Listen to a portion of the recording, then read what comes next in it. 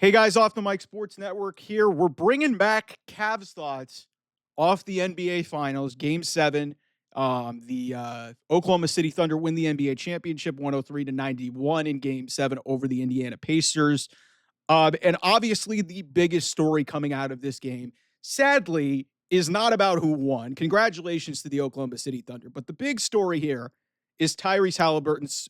It hasn't been revealed yet, but we assume based off what we saw, much like what happened with Jason Tatum, and we saw him on crutches after the game. Tyrese Haliburton tore his Achilles, which means more than likely that is a 9 to 12 month recovery. So more than likely, what you are looking at is Tyrese Haliburton is probably not playing next season. If at all, he may play some at the end, and Indiana is good enough to potentially, right the ship for most of the year. And, science is better now in terms of rehabilitation methods. And Tyrese Haliburton is a hell of an athlete. Who knows how that recovery period goes. But if it's what we assume, Tyrese Haliburton is probably not playing a large chunk, if at all, next season. So that brings up the Eastern Conference. Because, as you guys know, and as I said at the top of the video, this is Cavs thoughts. So for you Cavs fans out there, this raises a very intriguing situation, because if you're the Cavs right now and you're looking at the Eastern Conference after you got humiliated in the second round and got knocked out in 5 games by this very Indiana Pacers team when you were dealing with injuries, this is just the way things go. But if you're looking at this right now and you're looking at the lay of the land in the Eastern Conference right now, Philadelphia may be healthy next year. They get a high draft pick, and they didn't make the playoffs. They had a horrible season. Joel Embiid, Paul George, Tyrese Maxey. I forgot what pick they have in the NBA draft. I think it's in the top 5, I think. So the Sixers, if everything goes according to plan, they could potentially be, in a situation to be a threat in the Eastern Conference. That's a real wild card here. Indiana Pacers just made the finals. Their best player's probably not playing next year.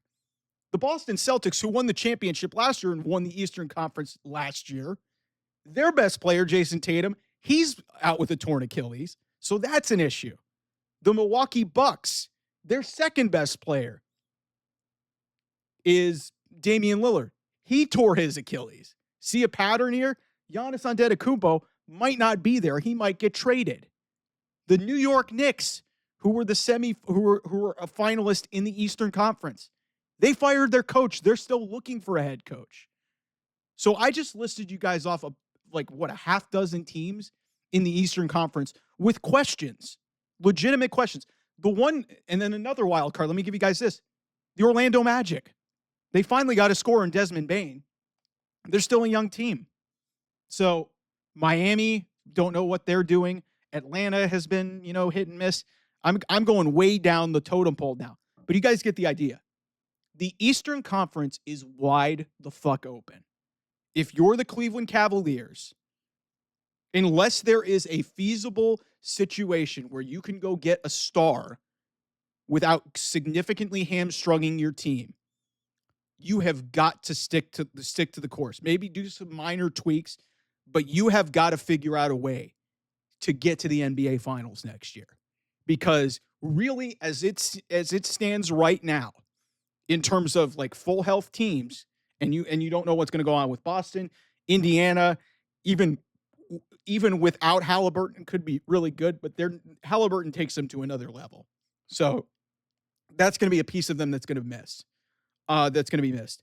Really, it's the Knicks, and then the Sixers are probably a wild card just because of talent, but you don't know what you're going to get out of that team.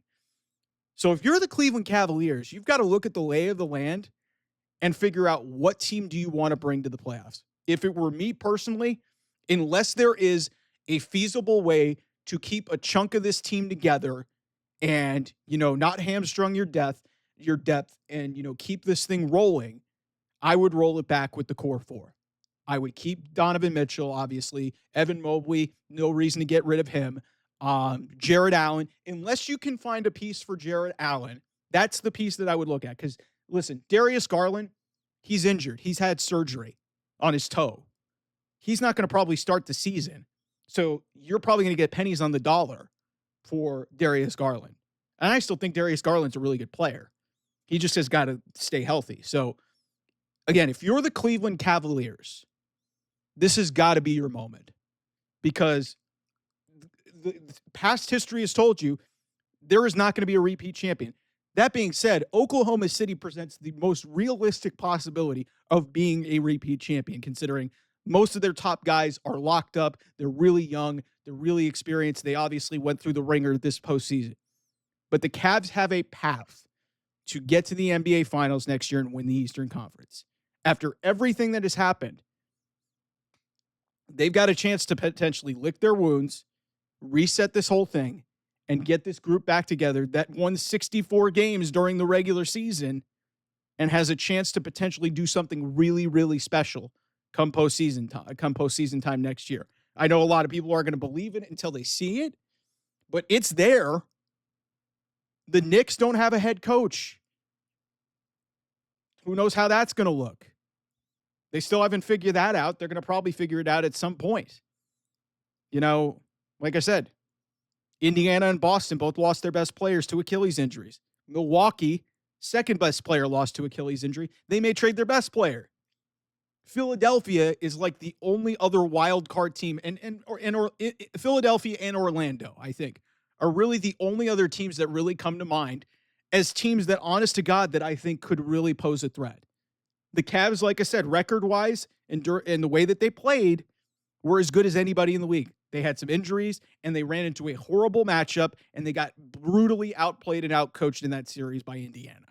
So I'm just here to tell you guys, if you're a Cavs fan, you've got to at least try to feel a little bit optimistic about the upcoming season. And if there's a move to be had to make you better, you go for it. But if not, stay the course, stick with your guys that got you to the dance, and hope to God, like, and if this like this is the biggest indication of saying, like, for weeks and months when the Cavs got eliminated a couple months ago by the Pacers, everybody's talking about, should they keep this thing together? It's like, no, we got to blow it up. With the way that everything has happened over the course of, even beyond it, because I think the Tatum injury might have happened. It might have happened right around the time the Cavs were eliminated. That was a big piece of this too. So now with Haliburton being injured and probably being out for the year, the door is open, man. The Cavs window the door was seemingly It was closing a little bit. It was like, now it's like, the door opening noise that makes like it's creeping back open a little bit because like I said, they're going to have some health issues to start the season with Darius Garland not starting the year. But Donovan Mitchell is going to get a full offseason of training and health. Evan Mobley had an ankle at the end. DeAndre Hunter will be, and they'll get a full season in DeAndre Hunter with this group. So we'll see if they can get Ty Jerome back, Sam Merrill. And again, like I said, Isaac Okoro, Dean Wade, those guys. Maybe you use Jared Allen potentially as a trade piece.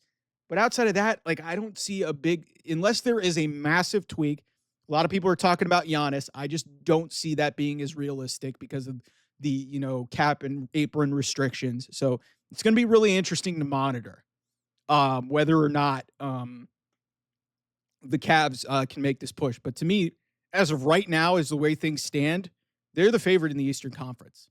They are the favorite in the Eastern Conference. I think Vegas has them as the second betting favorite behind Oklahoma City to win the championship next year.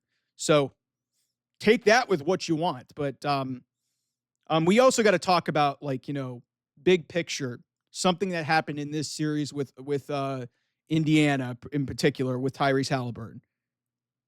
I'll talk about this on the channel.